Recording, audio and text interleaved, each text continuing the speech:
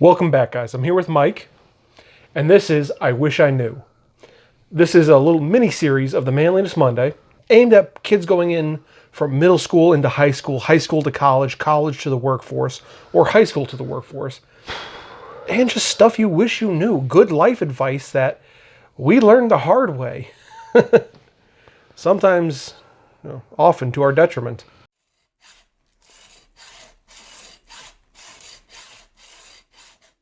Here's one that bites me in the ass, and my brother touched on this a while ago. Diversify your information. Avoid the echo chambers? Is that the other? Not. Well, that's one, but he was thinking in terms of learning. Oh. I went in high school, and even in college, I went straight academics. Because I had my life planned out. I'm sure you do too. I was going to go to Penn State or Drexel, go for architectural engineering, graduate, and I would never leave my hometown of Clark Summit ever again. There was 3 places that I was going to work, so I had options. Did you hear God laugh audibly? Oh, I heard silence until the housing market crashed. And my whole family went out of business, and I had to drop out of school and learn trades. And now I'm operating a wood shop. Like, hello irony. But yeah. I never took any shop classes, and that bites me in the ass every day. Like my brother last week, he had to set up a hand plane for me. I took out the iron to sharpen it. Couldn't get it cut right again, even though I know it was 3 times sharper. So learn some trades, diversify your knowledge. Life likes to throw you a curveball. It's also super great for your brain. At one point, I was absolutely mesmerized with reading books on memory and how to improve your learning skills and things like that. Mm-hmm. And a lot of them spend time talking about what it does to your brain when you decide to study something completely outside your wheelhouse. It starts all sort of dendritic activity.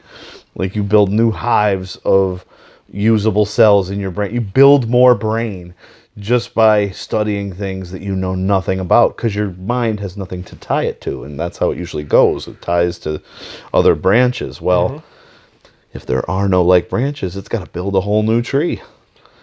Thus making your brain easier or quicker to make more brain cells in the future. It's like you're lifting weights. So every 4th book I read, I try to make it something that I absolutely hate. Like something I have no interest in at all, just to try and get something like that out of it. Here's a good one that is going to sound awkward as fuck. Read books aloud to yourself. For the sole fact that hearing the intonation of your voice, and forcing yourself to pronounce those words correctly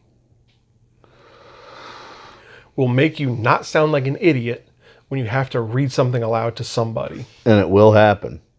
Yeah, I don't care what profession you go into. Public speaking is going to happen to you. At some point or another. You're going to have to read something from a report. You're going to have to talk to some people. You're going to have to talk to a crowd. I mean, I'm doing YouTube videos, and I still mispronounce things from time to time. I wonder how bad it would be if you had 100 people right in front of you right now. Probably not as bad, because I'd be more amped up. Adrenaline? Adrenaline, yeah. You sound a lot more intelligent, and people will be more prone to believe you and trust you. And that creates a feedback loop when you're there in person. That is almost like a drug.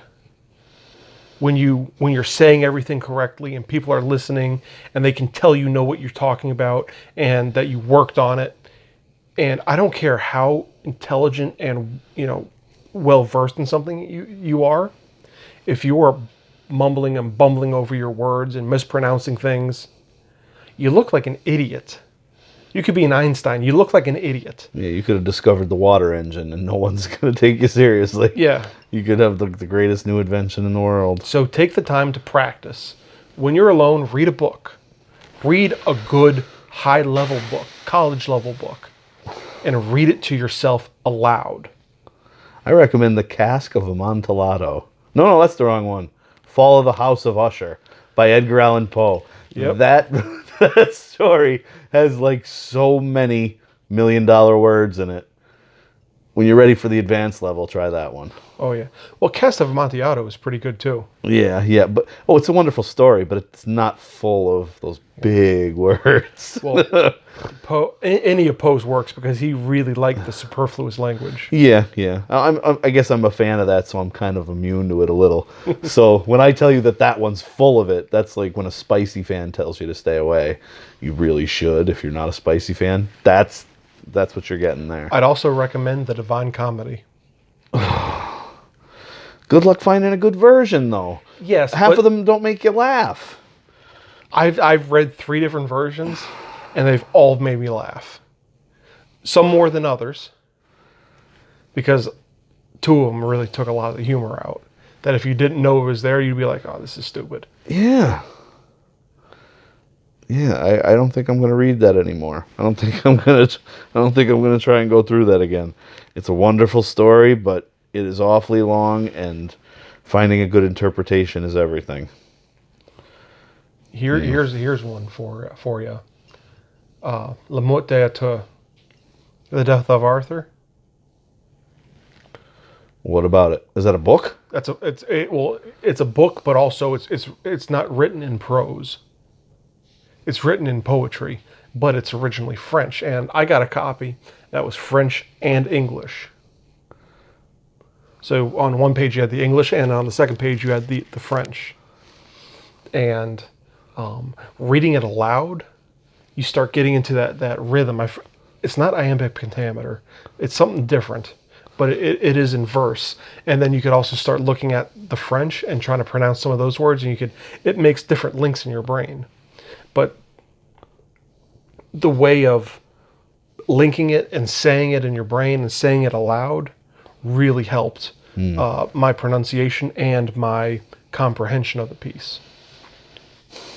Hope is a drug. Treat it appropriately. I can't think of any other way to say that. Hope is important, but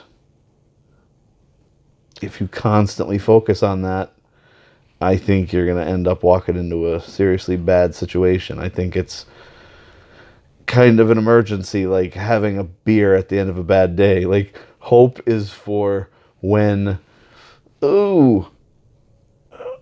otherwise you'll worry. An inoculation against worry is about all that's good for. Back to this on-screen song. Is that in there? No, worrying. The worry is in there. Yeah.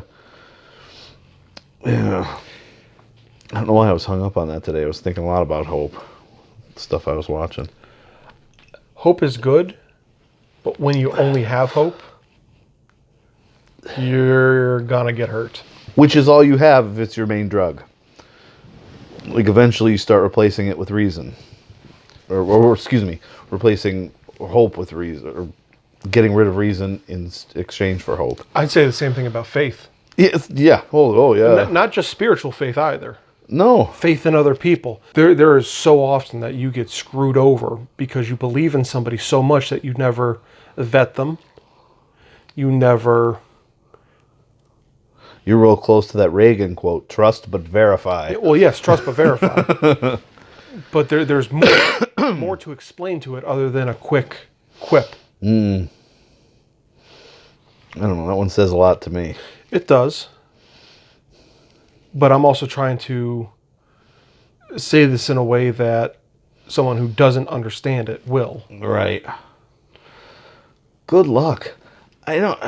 As much as I think it's a good idea and try and share your wisdom, I mean, there's at that age, who's going to want to hear it?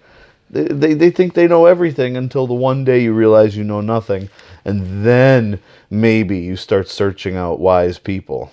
Well, I'm hoping that the people who are watching this have already been burned once or twice and they don't want to do it again. So guys, thanks for watching. If you haven't yet, hit that like button and subscribe to the channel, because I'm going to be coming out with a bunch of these. There's a ton of other videos to watch. There's the Manliness Mondays, there's the philosophy, There's the project videos, everything. I try to hit the gambit on everything. Big stuff coming. Just so that you can be a better person, be a better man, be more fulfilled. If you haven't yet, go over to patreon.com/Knightsmith and support this channel. Even $1 a month helps. And I really want to give you guys this content. I want to bring this to you as consistently as I can. I want to make this my full-time gig, just Knightsmith. And to do that, I need to support myself, my wife, and now my child. So even $1 a month helps. It really does. Thanks for watching, guys. I appreciate it. I appreciate you. And thank you for helping make this world better. One kerf at a time. I'll see you later.